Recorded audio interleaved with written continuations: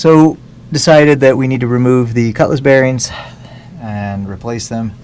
So that means coupler needs to come loose, coupler needs to come off, shaft needs to come out. So first step here is to get the bolts loose. So the backstory here is that during our trip from New York to Michigan, we managed to strike something with the starboard prop and damaged it, but not so severely that we couldn't make the trip home. When we did get Molly hauled out, I went ahead and I pulled the propellers. We sent them off for inspection. Both of them have other issues besides our prop strike, so they need to be replaced. That meant let's go ahead and take a look at the shaft and the cutless bearings as well, and so that's why I'm doing this job here. I haven't had this apart since we left New York. Nothing moved for 1,000 miles, even with a grounding, unfortunately. Anyway, well, that's pretty decent alignment, given the fact that this boat's on the hard right now and sitting differently than she sits in the water, to be sure. Let's go rotate the shaft outside, see what happens. Alright, so shaft is disconnected from the transmission. Curious to see if it binds at all, because when I rotated it before, when it was mounted to the output flange, it did bind a little. Oh yeah, still it does. Not as bad, but right there it gets tight and it loosens up. Yeah, so yes and no. I'd previously checked the shafts for straightness using a dial indicator and discovered that the starboard shaft was out about 22 hundredths. Here I discovered that there's a bend in the area of the taper. There's a bend right there, I see it. Am I seeing it? Yeah, there is a bend, I can see it right here. This portion of the shaft has got a bend in it.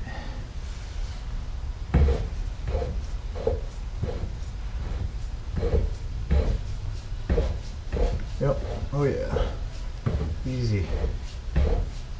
Definitely. Alright, well, that's a no-brainer. This prop is bent, I can tell. Or the shaft, I'm sorry. It's bent, so interesting. But it does look like it's bent here more than it's bent up here, actually. Seems like it's out at the end. Alright, well, that's enough. Now inside to see if we can get the coupling out. But I gotta find my bolts that I use to do that. So, this here is not exactly an approved method or recommended, but I removed the old coupling this way after drilling out the set screws, and I'm going to try to remove this coupling, but if I meet too much resistance, if it feels like I'm applying too much force, I will quit in a heartbeat, because I don't want to potentially damage my transmission output flange. So I will apply force all the way around gently, and we'll see what happens. If the shaft starts to move out of the coupling, then I'll kind of keep going. But if it doesn't, then I'm going to stop.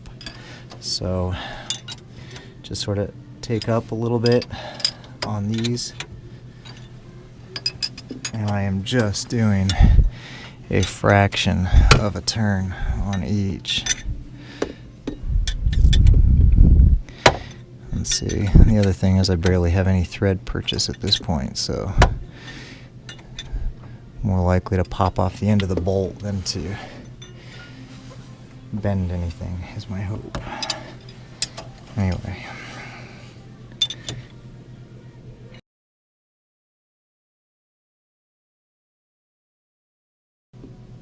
So what I've got is a socket pushing against the prop shaft and the output shaft on the transmission.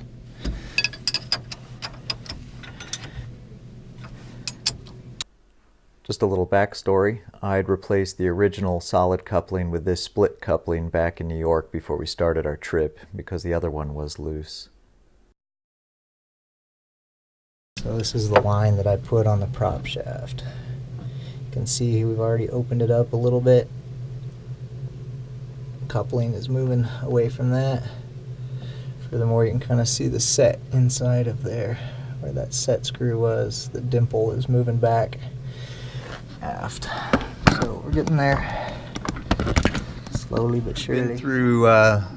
Already been through sort of one iteration here. I had to swap bolts once to shorter ones because the threads had bottomed out like they did here against the transmission. And so I swapped bolts, went with smaller ones.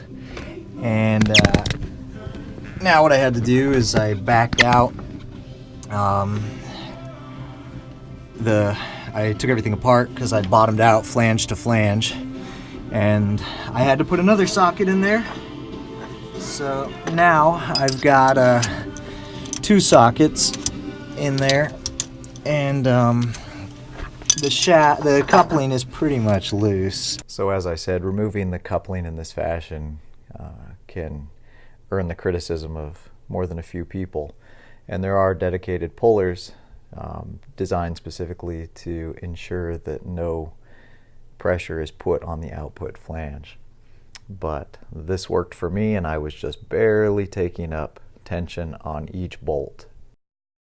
Can I do this? Oh yeah, there it is. That was it. So that coupling is loose. So I'll see you guys work the shaft aft. Work the coupling. Oh, there's my socket.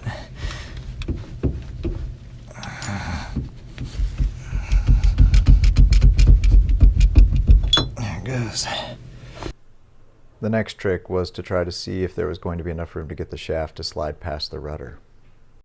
There's no way. There clearly wasn't enough room for the rudder to drop down, so I needed to remove the hardware on top of it so that I could raise the rudder up, I hoped, out of the way.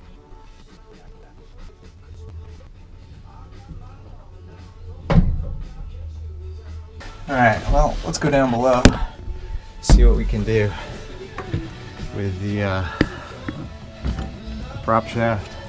So I couldn't tell you why it wouldn't want to come out and down, but I'll take going up if it gets the prop out. Let's see what we can do here. Hoping I get lucky. It's gonna be really close.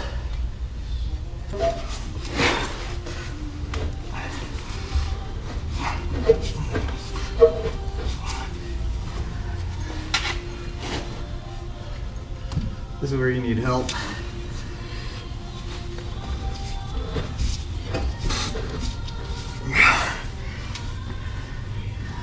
Or a good block of wood.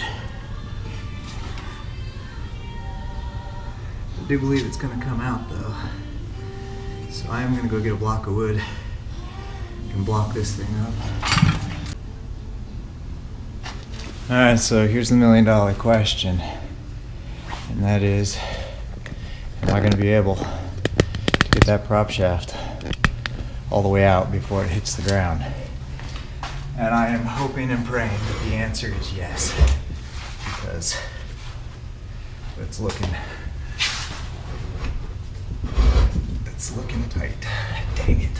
Earlier I'd actually taken a laser and aligned it with the prop shaft and projected the beam onto the ground and determined that it was likely that I'd be able to get the shaft out, but I had to kind of guess because I didn't know how much shaft was actually inside of the hull. I could measure from the stuffing box forward, I could measure from the hull bottom to the aft end of the shaft, but I didn't know what the total length was, so it was just a guess until this point. Oh man, it is right there. It is right there. Oof. It is. Let's get out of the cutless bearing. So just, my goodness, by the hair of my chinny chin chin. Oh man, that's crazy.